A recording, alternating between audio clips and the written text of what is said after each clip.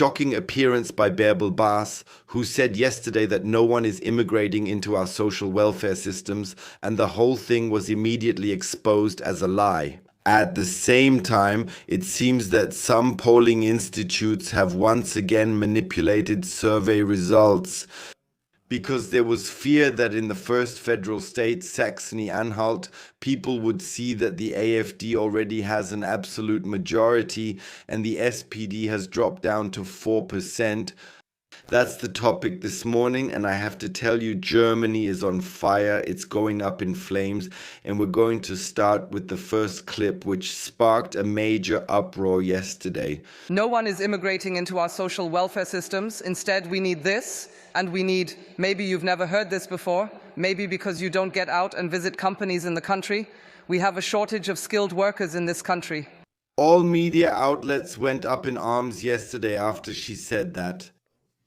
And at the same time, numbers from poll results in Saxony-Anhalt were manipulated once again, which nobody cares about now since everyone is focusing on the statement by Bärbel and what happened yesterday in the Bundestag.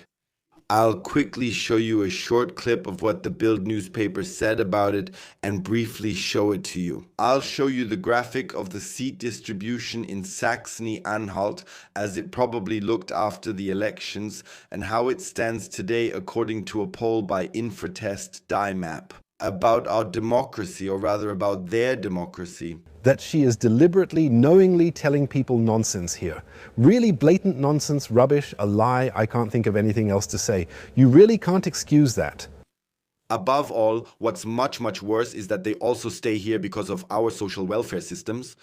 In Turkey, for example, 600,000 Syrians, and I'm only talking about Syrians, have already left the country again. In Germany, it's just 4,000 who go back because it's so nice here, because our social welfare systems cover everything, which is not the case in other countries.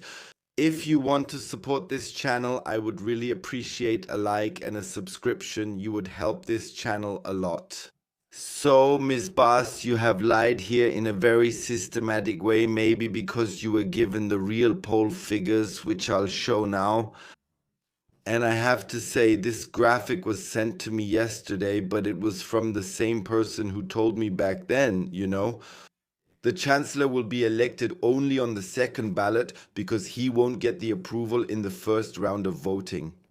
That's why I don't know if this graphic is real.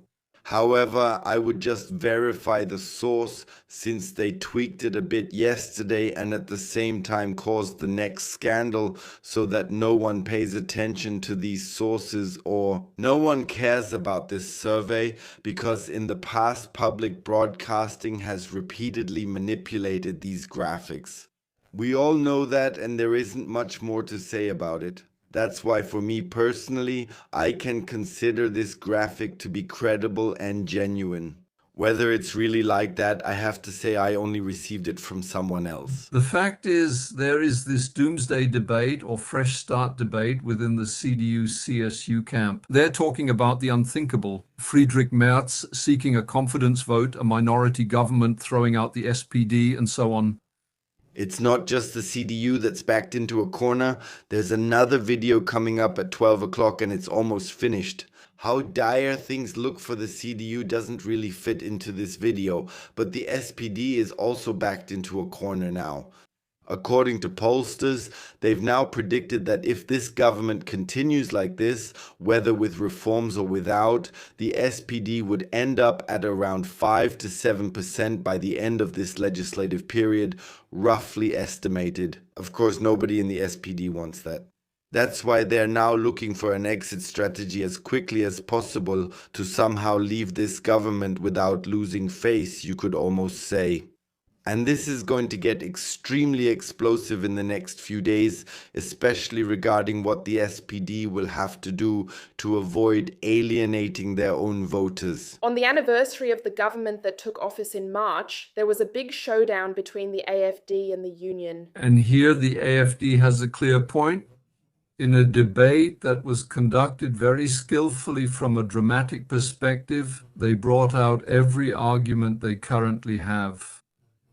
And you have to say they caught the union at a really difficult point. That, in fact, the union really has no other choice but to get rid of and throw out the SPD now. I'll quickly give you the latest election polls from Saxony-Anhalt, from MDR, the numbers they released yesterday. Pretty much every YouTuber and also the news picked up on that yesterday, among others. That means we have to stick with it now.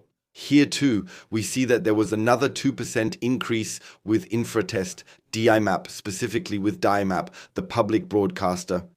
And here I have to say very clearly again, with the statement that was made again yesterday by Bärbel, it seems this is leading to an absolute scandal again.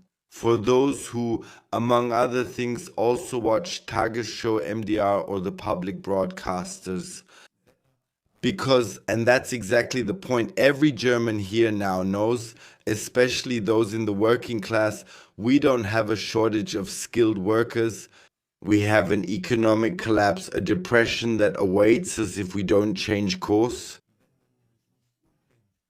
And you can't convince any German out there, except for welfare recipients, that we have a shortage of skilled workers when there are so many layoffs and so many companies shutting down.